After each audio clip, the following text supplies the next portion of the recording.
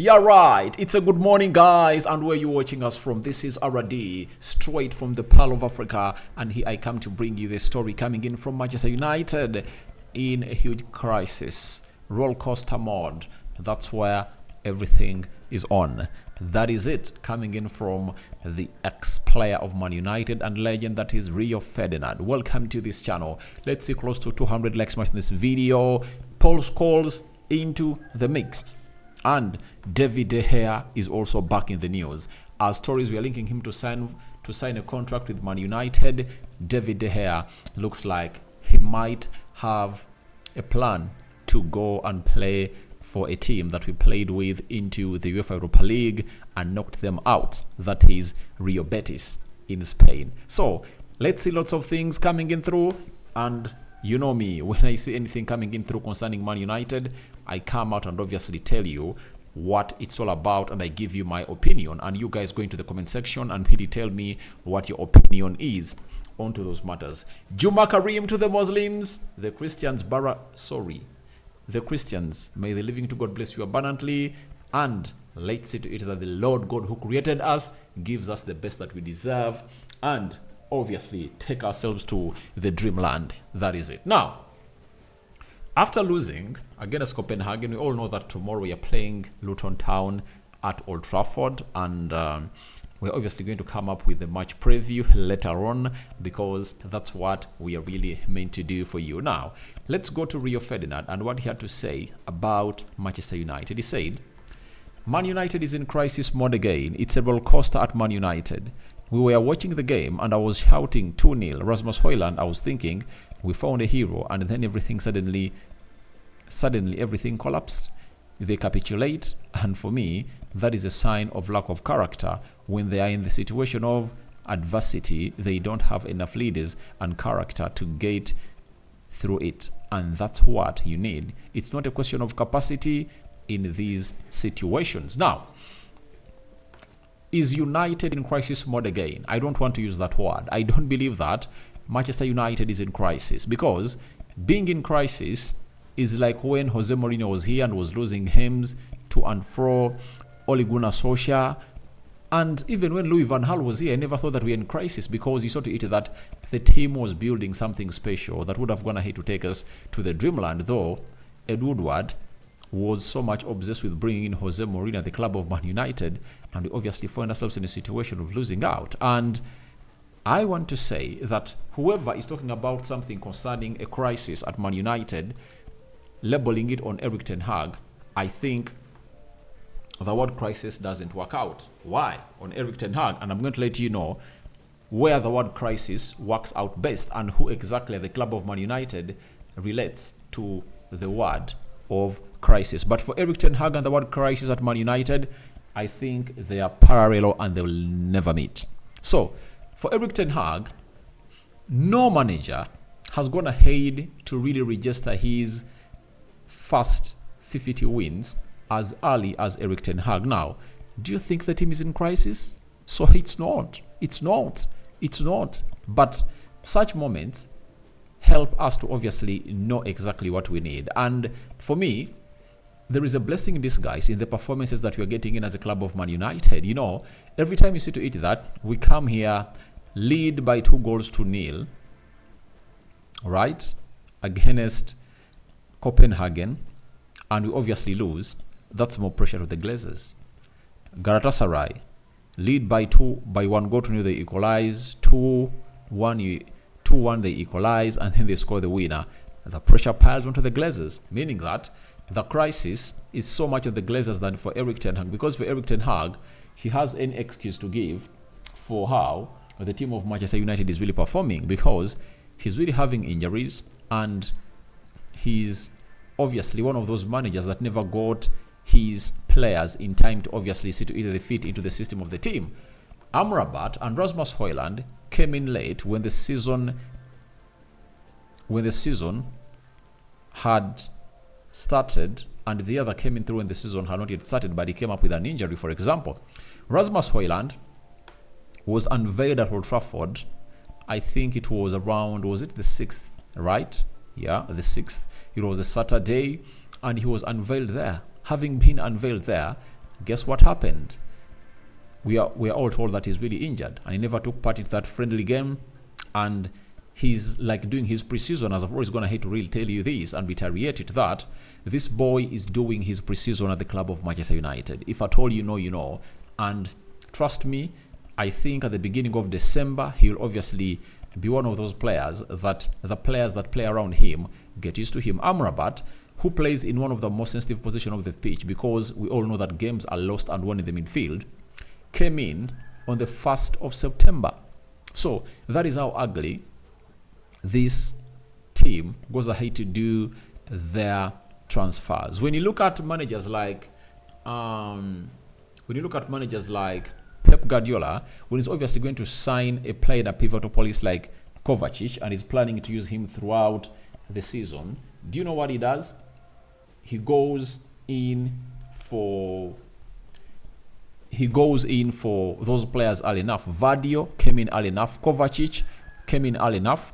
And players like Jeremy Doku came in towards the end of the transfer window, because he knew that this is not a player that is obviously going to build on his season and is not so much pivotal into his team. But thank God he has gone ahead to obviously fit in like a glove and is hitting the ground running. The past weekend, he put up 4 assists. That is the player Jeremy Doku. Even Matthias Nunes came in through and is not one of those players that he's obviously willing to build his team on this season, meaning that he was preparing maybe for the departure of Calvin Phillips, because you all know that Juventus has gone ahead to obviously convince him and is willing to go ahead and obviously play for Juventus. So let no one come here and obviously lie to you about Erik ten Hag being in crisis. Everything that has gone ahead to obviously delay us into what we are supposed to be playing like, it was orchestrated by the Glazers, and it's not the making of the Ten Hag and his management and his coaching staff. So I don't put a word crisis onto Erik ten Hag, and I will never put it onto him. But I put that word crisis on the Glazers because they are really fidgeting. You know, they are the ones in a crisis, because there was an owner who wanted to buy the club 100%, and they obviously rebuffed his bid. They are in with Sir Jim Ratcliffe. Rumor has it that Sir Jim Ratcliffe, by the end of next week, he's obviously going to be taking over the sporting job or is going to be the decision maker at any sporting decision at the club of Man United, where we believe that Richard Arnold might pave way out of the club, John Mata might pave way, and very many others. And that's what crisis is bringing at Man United. And such results obviously want Sir Jim Ratcliffe to come in through early enough. I'm going to obviously doing that story the next 2 hours to tell you what Sir Jim Ratcliffe's plan is for the club of Man United and who is expected to come in and who is expected to leave. So the pressure is on the Glazers and the crisis is onto the Glazers, because we as the fan channels of Man United have gone ahead to do a very good job for really alerting the fans that Erik ten Hag is not the problem. Louis van Gaal was not the problem. Jose Mourinho was not the problem. Ole Gunnar Solskjaer was not the problem. The problem was or were and is still the Glazers. And for everyone, face the Glazers. Throw those hard words at them and the rest will be history. If at all you believe that we are really going anywhere, and that's what you're supposed to be doing as fans of Man United. So I don't feel like Man United crisis is on Erik ten Hag. It's on the Glazers, but we all believe that we are in crisis because the remaining 2 games of the Champions League, we need to win them. And I think if the Glazers really want to obviously pump something up into the club of Man United, they need to make an announcement next week about Sir Jim Ratcliffe obviously heading the sports duties at the club of Man United. That will obviously increase the vibe of the players, but the uncertainty around the takeover is affecting this club totally. Then the Glazers also have lots of things to answer, especially question-wise, and we need to save ourselves by winning the remaining 2 games. Bayern Munich, Galatasaray, Luton Town, and then see ourselves really getting to the round of 16. That is it coming in from the Glazers. So I believe the pressure is so much on the Glazers, not onto the manager. Then Paul Scholes had the following to say. He said, Ten Hag was unlucky yesterday, like he was talking about Wednesday night, but Man United fought well. They lacked a bit of leadership. It's not easy playing away in Europe. I still don't feel like there is a lot of pressure on Erik Ten Hag. He's had a good year and gained time. He's had some bad injuries, but 9 defeats in 17 matches, it's not enough.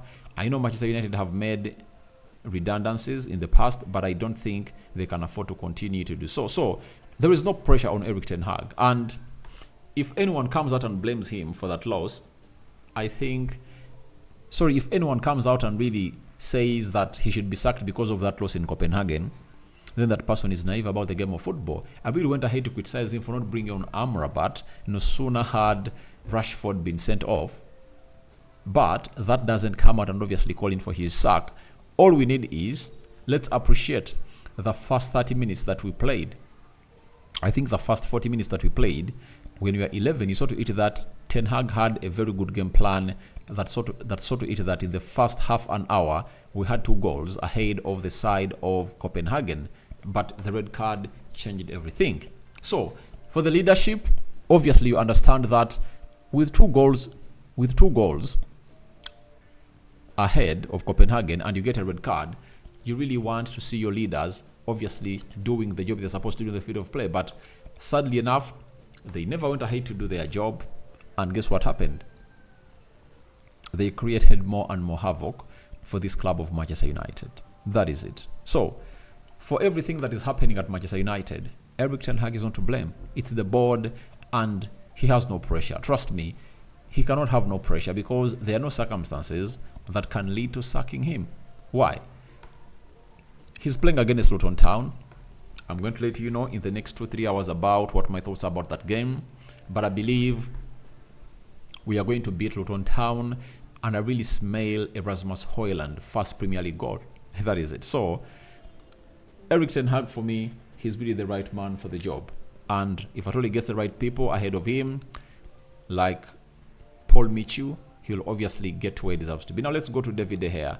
With rumors around Manchester United that he might obviously be given a chance to play for Man United until the end of the season as he gets the farewell he deserves, El Damesequiu has gone ahead and confirmed to us that former United goalkeeper David De Gea is in talks to join La Liga side Real Betis. That is it. So, David De Gea is a player that never got the send-off he really required at the club of Manchester United. We all agree onto that. You know, so we all agree onto that. But I was told by one of the football legends in the world that football clubs are not loyal. And he feels good to see to it that players leave the club and find themselves elsewhere where they're going to be appreciated. So, the decision that was taken by Man United onto the player, that is David De Gea, was a confirmation that no football club is loyal onto a player. So, in so doing, you cannot obviously come out and really not want him to get a farewell at the club of Man United. It's rumored that with Andre Onana moving to Cameroon to play in the African Cup of Nations, David De Gea might come in through to play some games, and when Onana really gets back, maybe the contract will end for David De Gea. So, I've gone ahead to obviously understand this twice. This might be true, that he's carrying out discussions with Real Betis, or else he's trying to obviously tell Man United that, please, there is a team that is obviously wanting to sign me, and you need to act fast. That is it. So, I think we had lots of things to say today, and I've gone ahead to obviously elaborate myself. What do you make about Manchester United in huge crisis? Who do you think is in huge crisis? Is it Ten Hag or the Glazers? All that and more into the comment section. And will you bring David De Gea back, or you want him to go to your Betis? And do you think it's real, or David De Gea and his agent are trying to show United that if at all you want me, take me now. If not, I'm going to play for another side altogether. May the living to God bless you. Abundant Rock and David remains my name. The Muslims, Juma Karim, I'm out.